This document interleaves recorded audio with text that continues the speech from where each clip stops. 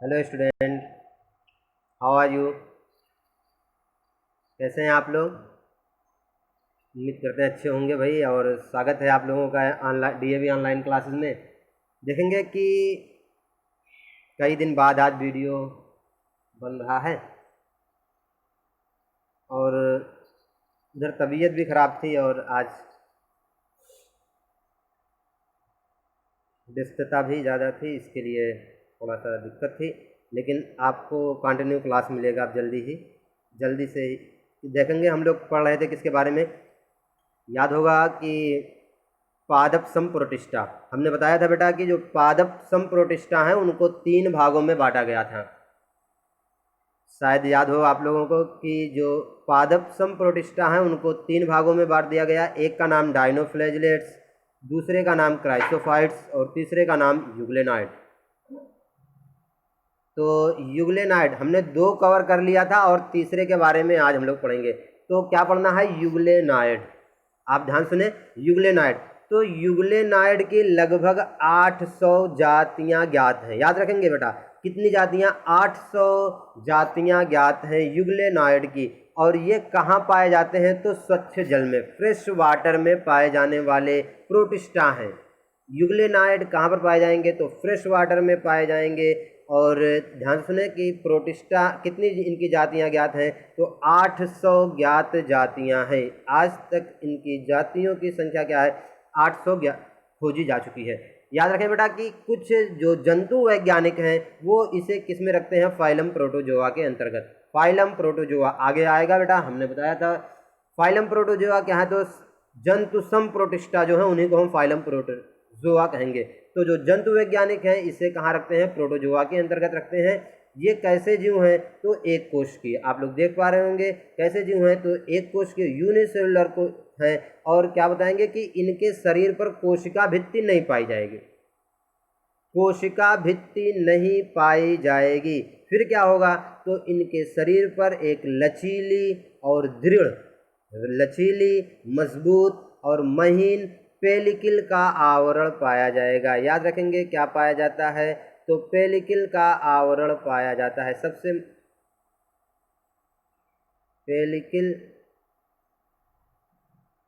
Pellicle का आवरण पाया जाता है इनके शरीर पर। ठीक है, तो आगे हम लोग पढ़ेंगे क्या है बेटा कि ये एक कोशिकीय हैं और इनकी कोशिकाओं में प्लास्टिड, लवक पाए जाते हैं, क्रोमैटोफोर्स पाए जाते हैं। और उदाहरण क्या है? यूग्लिना। और फिर क्या लिखा हुआ है?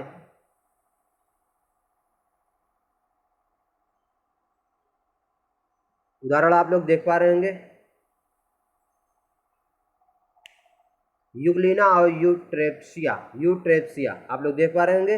क्या हुआ है कि यहाँ पर कुछ इसके एग्जाम्पल हैं। तो यूट्रेप्सिया और यूग्लिना इसके 2 मेन एग्जाम्पल हैं। तो याद रखें बेटा, यूग्लिनाइड क्या है? तो स्वच्छ जल में पाए जाने वाले प्रोटिस्टा हैं और कुछ इन्हें प्रोटोजोआ के अंतर्गत रखते हैं। लेकिन इन्हें प्रोटोजोआ के अंतर्गत न रखने का कारण क्या है? रखने का कारण ये है बेटा क्योंकि ये प्रकाश की अनुपस्थिति में क्या करेंगे कि जंतुओं के समान भोजन ग्रहण करेंगे, इसलिए इन्हें प्रोटोजोआ में रखा जाता है। और ना रखने का कारण क्या है कि ये प्रकाश संश्लेषण भी करते हैं, इसलिए इन्हें क्या कहा गया? प्रकाश संश्लेषी प्रोटिस्टा भी कहा जाता है, या प्रकाश संश्लेषी प्रोटिस्टा के अंतर्गत भी इन्हें रखा जाता है। तो यहाँ तक क्लियर हुआ होगा, आप लोग समझे होंगे। अब देखेंगे बेटा, हम पढ़ेंगे किसके बारे में? यूग्लिना। एक एग्जाम्पल होगा जिसका नाम क्या है? यूग्लिना। तो यूग्लिना कैसा है? तो पर्णहरिम युक्त, मतलब क्लोरोफिल युक्त, मतलब जिसमें क्लोरोफिल पाया जाएगा और हरे रंग का प्रोटिस्टा है। और इसे जंतु, याद रखें ये बात इंपॉर्टेंट है बेटा, कि जंतु और पादप के बीच का संयोजक कड़ी, कनेक्टिंग लिंक्स माना जाता है। किसको? यूग्लिना को।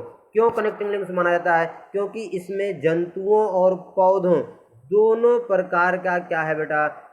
पोषण पाया जा सकता है। पोषण जो होगा वो कैसा हो सकता है कि दोनों प्रकार का, जंतुओं के जैसा पोषण मतलब होलोजोइक, और पौधों के समान पोषण मतलब होलोफिटिक, दोनों प्रकार का पोषण पाया जाता है। इसलिए इन्हें क्या कहा गया? संयोजक कड़ी मतलब कनेक्टिव लिंक कहा गया। किसके बीच का? तो जंतुओं और पौधों के बीच का। क्लियर है? अब देखेंगे बेटा कुछ कैरेक्टर्स, ये आप लोग देख पा रहे होंगे कि ये स्ट्रक्चर ऑफ यूग्लिना है। स्क्रीनशॉट ले लेंगे और इसको बना लेंगे। क्या है कि स्ट्रक्चर ऑफ एन यूग्लिना या आ यूग्लिना, सॉरी बेटा।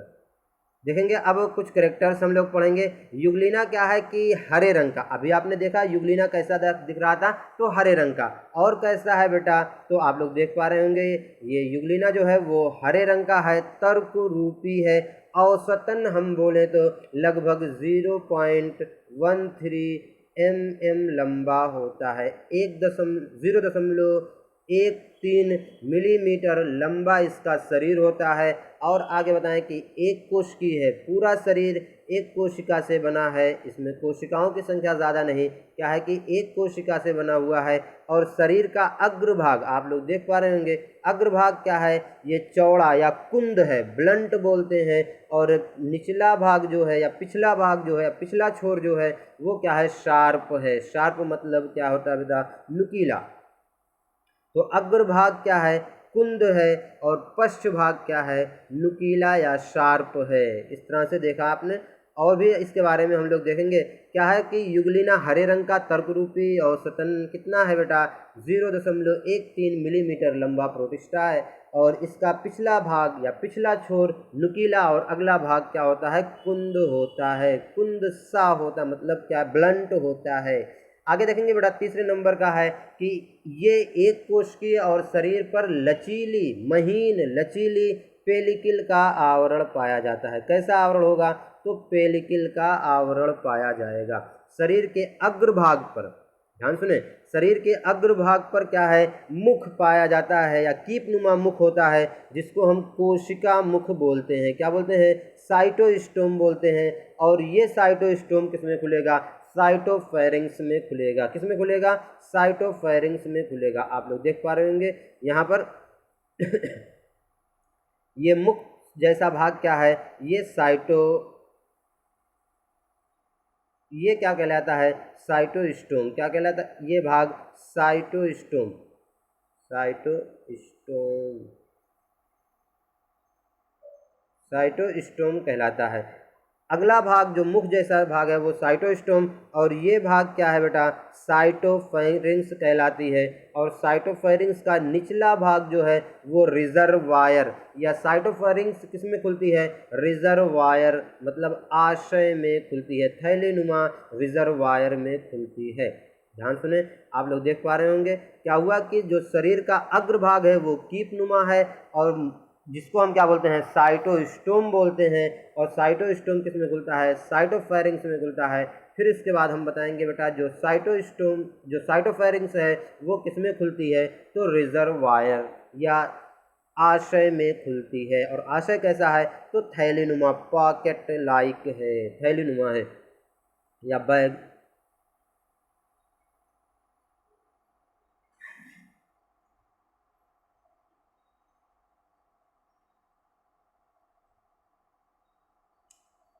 आप देख पा रहे होंगे। इसके बाद हम पढ़ेंगे कुछ साइटोस्टोम। ध्यान सुने, जो साइटोस्टोम है उससे क्या है कि महीन धागे नुमा संरचना निकलती है। महीन धागे नुमा संरचना निकलती है। और इसी संरचना को हम क्या बोलते हैं बेटा? फ्लैजिला बोलते हैं। क्या बोलते हैं? फ्लैजिला बोलते हैं। जो गमनांग मतलब लोकोमोटरी आर्गन का कार्य करता है, लोकोमोटरी आर्गन का कार्य करता है। और हम बताएंगे बेटा कि जो इसका जीवद्रव्य, कोशिका का जो या यूग्लिना का जो कोशिका द्रव्य है वो दो भाग में बटा होगा। एक भाग को हम क्या बोलेंगे? एक्टोप्लाज्म। और दूसरे भाग को क्या बोलेंगे? एंडोप्लाज्म।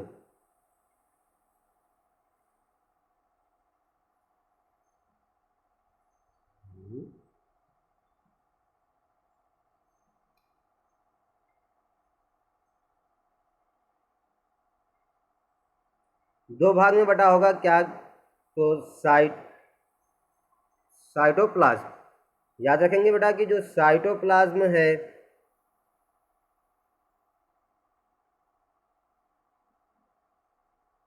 साइटोप्लाज्म मतलब कोशिका द्रव्य। कोशिका द्रव्य जो है वो दो भाग में बटा होगा, एक भाग को हम एंडोप्लाज्म और दूसरे भाग को एक्टोप्लाज्म। मतलब एंडोप्लाज्म मतलब जो क्या है कि अंदर की तरफ है, एंडोप्लाज्म जो कहाँ से को बोलेंगे पेलिकल से दूर, पेलिकल से दूर केंद्रक की तरफ जो भाग होगा उसको हम क्या बोलेंगे एंडोप्लाज्म, और जो भाग कहाँ पर होगा पेलिकल की तरफ होगा उसको हम एक्टोप्लाज्म बोलेंगे। अब याद रखें बेटा, लिखा हुआ है आप लोग देख पा रहे होंगे कि एंडोप्लाज्म में क्या क्या पाया जाता है।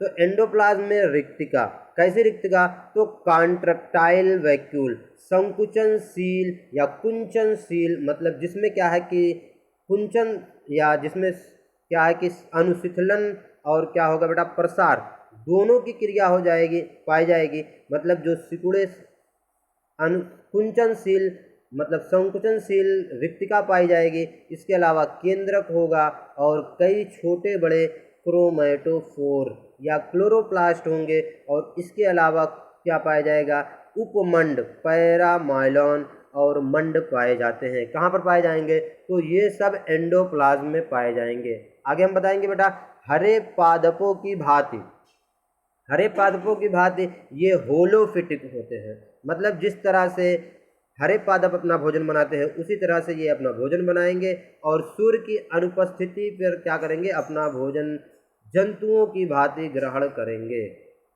आगे देखेंगे, लिखा हुआ है कि गैसीय विनिमय। तो गैसीय विनिमय मतलब कि जो गैसियस एक्सचेंज है, मतलब कार्बन डाइऑक्साइड को ग्रहण कर निकालना और ऑक्सीजन को ग्रहण करना तथा उत्सर्जन, ये सब किसके द्वारा होगा, प्रासरण द्वारा, कुंचनशील रिक्तिकाओं के माध्यम से होता है। प्रासरण द्वारा या प्रासरण जो शरीर सतह की क्रिया, शरीर सतह द्वारा प्रासरण क्रिया द्वारा होगा, और किसके माध्यम से, तो कुंचनशील रिक्तिकाओं के माध्यम से। जनन कैसा होता है, तो अलैंगिक होता है, मतलब एसेक्सुअल होता है। और कैसा, अनुलंब विभाजन द्वारा, मतलब क्षैतिज या हम बोलेंगे बेटा कि खड़ी काट द्वारा क्या होगा। आप लोग देख पा रहे हैं यहाँ पर क्या हुआ कि इस तरह से एक अमीबा, एक युग्लिना होगा, उसमें क्या होगी कि एक सीधी रेखा बनेगी, या इसको हम लॉन्गिट्यूडिनल, इस तरह से अमीबा युग्लिना जो होगा वो दो भागों में बट जाएगा। और तो अनुलंब विभाजन इसको बोलेंगे।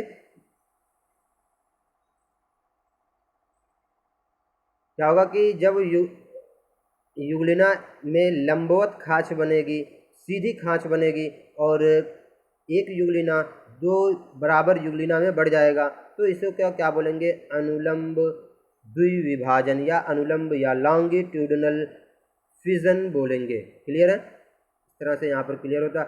आप लोग देखेंगे बेटा अंतिम में क्या लिखा हुआ है कि systematic position are classification of युग्लिना।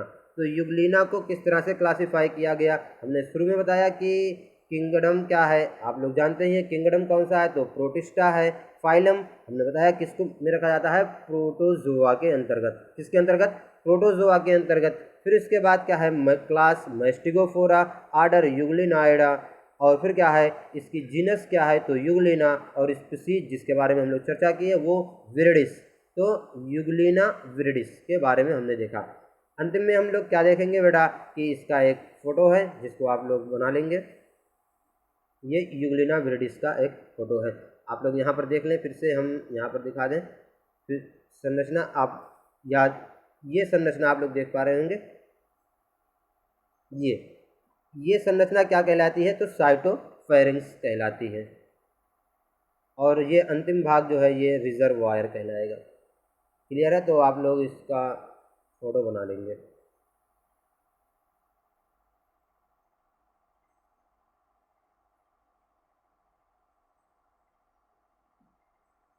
Okay, तो यहाँ तक आज की क्लास यहाँ तक पूरी होती है। कल हम लोग मिलेंगे दूसरी क्लास में, जिसमें हम लोग पढ़ेंगे क्या बेटा कि फंजाई लाइक प्रोटिस्टा। क्या पढ़ेंगे, फंजाई या कवक सम प्रोटिस्टा। Okay, bye bye.